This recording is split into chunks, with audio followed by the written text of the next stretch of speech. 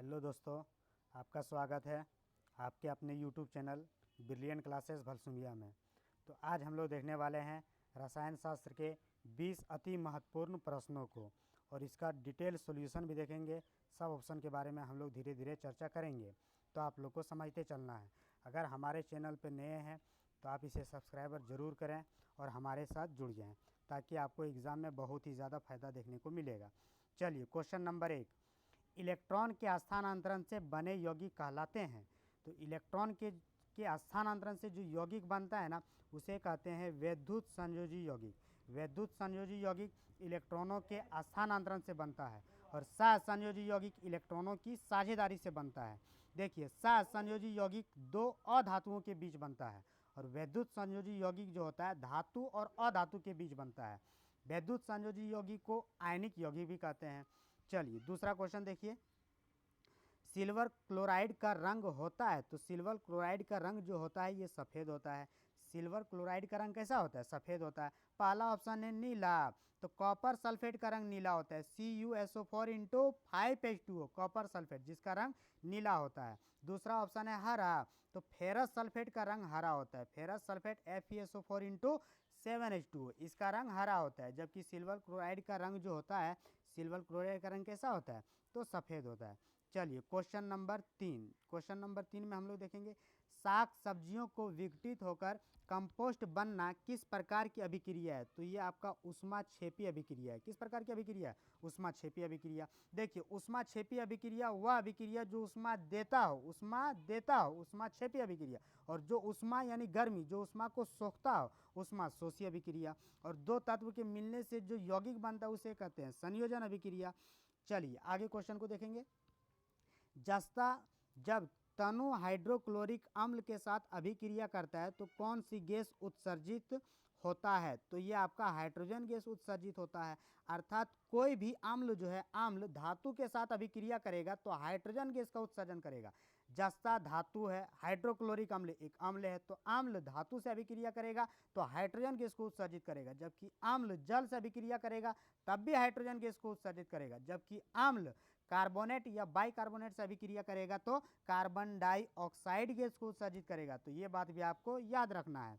तो पहला ऑप्शन है कार्बन डाइऑक्साइड। तो अम्ल कार्बोनेट या बाइकार्बोनेट से अभिक्रिया करेगा तब कार्बन डाइऑक्साइड को उत्सर्जित करेगा। जबकि विरंजक चूर्ण या सफेद चूर्ण ये जो है चूने जल के साथ अभिक्रिया करता है तो क्लोरीन गैस को उत्सर्जित करता है। तीसरा ऑप्शन है ऑक्सीजन। तो प्रकाश संश्लेषण क्रिया के दौरान पेड़ पौधे ऑक्सीजन का उत्सर्जन करते हैं।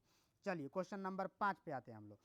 कोई तत्व ऑक्सीजन के साथ अभिक्रिया कर उच्च गलनांक वाला यौगिक यौगिक बनाता है और यह यौगिक जल में विलय है। यह तत्व हो सकता है, तो यह तत्व क्या हो सकता है? कैल्शियम हो सकता है। यह तत्व क्या हो सकता है? कैल्शियम हो सकता है, याद रखना है। सोडियम को जल में डुबो कर रखते हैं। सोडियम जल में तैरता है। सोडियम को किरोसिन तेल में डुबो कर रखते हैं और सोडियम जल में तैरता है। अर्थात चाकू से काटा जाने वाला तत्व कौन है? सोडियम, याद रखना है। सोडियम की परमाणु संख्या कितना होता है? 11, याद रखना है। तीसरा ऑप्शन है फास्फोरस। फास्फोरस को जल में डुबा कर रखते हैं। सोडियम को किरोसिन तेल में डुबा कर रखते हैं। चलिए, तो क्वेश्चन नंबर 5 तक हो गया है। अब हम लोग क्वेश्चन नंबर 6 को देखते हैं। तो देखिए, कोई विलयन लाल लिटमस पत्र को नीला कर देता है, यानी कि एक विलयन है और ये लाल लिटमस पत्र को क्या कर रहा है? नीला। तो इस विलयन का पीएच मान हो सकता है। तो देखिए, यह विलयन क्षारीय होगा और इसका पीएच मान 10 होगा, यानी कि 7 से अधिक होगा। तो बोलेगा कोई विलयन लाल लिटमस पत्र को नीला कर देता है तो वह विलयन क्षारीय होता है। जबकि कोई विलयन नीले लिटमस पत्र को लाल कर देता है तो उसका पीएच मान 7 से कम अर्थात अम्लीय होता है। देखिए, आपको एगो ट्रिक याद रखना है। आपको एगो ट्रिक क्या याद रखना है? अनिल जो है आपको ट्रिक याद रखना है। देखिए, अनिल से आपको क्या याद रखना है? ये अ से अम्ल हो गया और नीला को लाल करता है, तो अनिल याद रखना है। तो अ से अम्ल नीला को लाल करता है, तो अम्ल जो है नीला को लाल करता है, तो लाल को नीला कौन करता है? तो क्षार। तो क्वेश्चन नंबर 6 में है लाल लिटमस पत्र को नीला कर देता है तो वह क्षारीय विलयन है। तो इसका पीएच मान 7 से अधिक होगा, जो कि आपका जो है ऑप्शन नंबर 1 में 10 दिया हुआ है। चलिए, आगे के क्वेश्चन को देखते हैं लोग। देखिए, निम्नलिखित में से कौन विजातीय यौगिक है? तो देखिए, खड़िया, संगमरमर, चूना पत्थर ये सब तो एक ही है, तो इसमें से अलग कौन हो जाएगा? Plaster of Paris, option number D. तो ये आपका अलग हो जाएगा। खड़िया, संगमरमर, चूना पत्थर, चौक, इसी को कहते हैं कैल्शियम कार्बोनेट, CaCO3, CaCO3 से कहते हैं। चलिए क्वेश्चन नंबर 8 में अब हम लोग देखते हैं निम्नलिखित में से कौन परबल अम्ल के उदाहरण नहीं है। तो हाइड्रोक्लोरिक अम्ल, सल्फ्यूरिक अम्ल, नाइट्रिक अम्ल, ये तीनों परबल अम्ल के उदाहरण है। जबकि ऑप्शन नंबर डी में देखिए लिखा हुआ है यहाँ एसिटिक अम्ल, ये परबल अम्ल के उदाहरण नहीं है, ये दुर्बल अम्ल के उदाहरण है।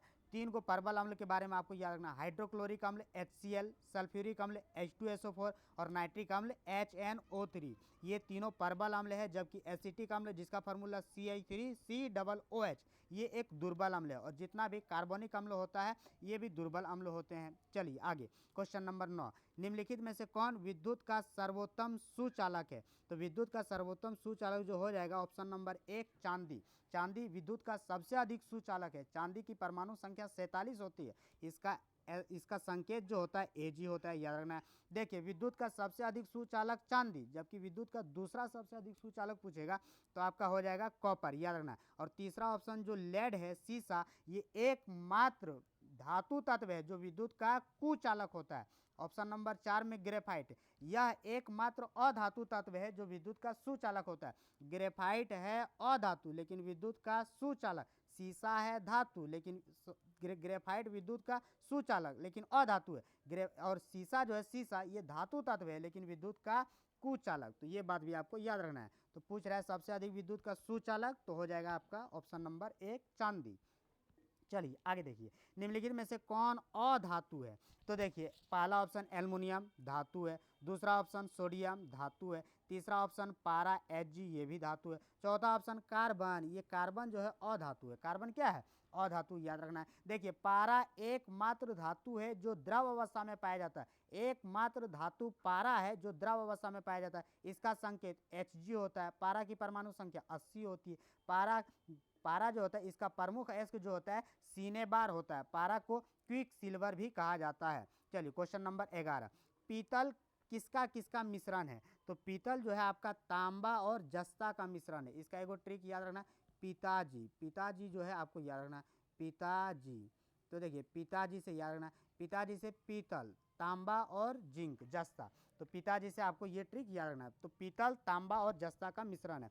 पहला ऑप्शन है तांबा और टीन, तो ये कांसा, कांसा जो है तांबा और टीन का मिश्रण है। दूसरा ऑप्शन है टीन और सीसा, तो ये रांगा या टांका, अर्थात इलेक्ट्रीशियन लोग जो सोल्डरिंग जो करता है ना, वो इसी का मिश्रण होता है, रांगा या टांका, टीन और सीसा।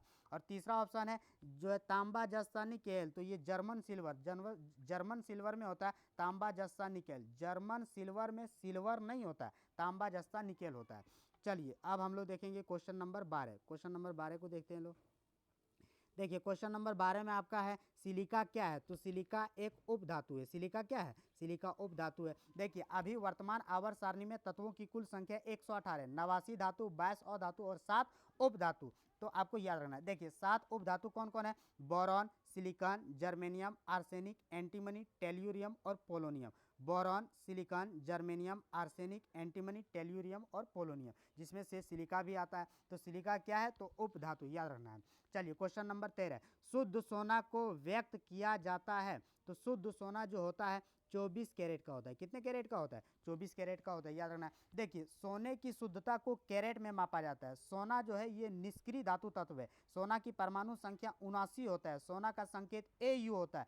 सोना का प्रमुख अयस्क सिल्वेराइट और कोल्वेराइट होता है। देखिए सोने के उत्पादन में या आभूषण के उत्पादन में एगो चिन्ह दिया जाता है जिसे हॉलमार्क कहा जाता है। तो पूछेगा सोना को व्यक्त किया जाता है कितने कैरेट में, तो 24 कैरेट में जो है सोना को व्यक्त किया जाता है। तो ये बात भी आपको याद रखना है। पूछेगा क्वेश्चन सोने की शुद्धता किस में मापी जाती है, तो कैरेट में। सोने की शुद्धता किस में, तो कैरेट में। अपने बिहार में सोना का भंडार का पता चला है, याद रखना। देखिए सोने के उत्पादन में बोलेगा तो कर्नाटक का कोलार सोने के उत्पादन के लिए प्रसिद्ध है। क्वेश्चन नंबर 14, कौन सी अधातु कमरे के तापमान पर द्रव होती है।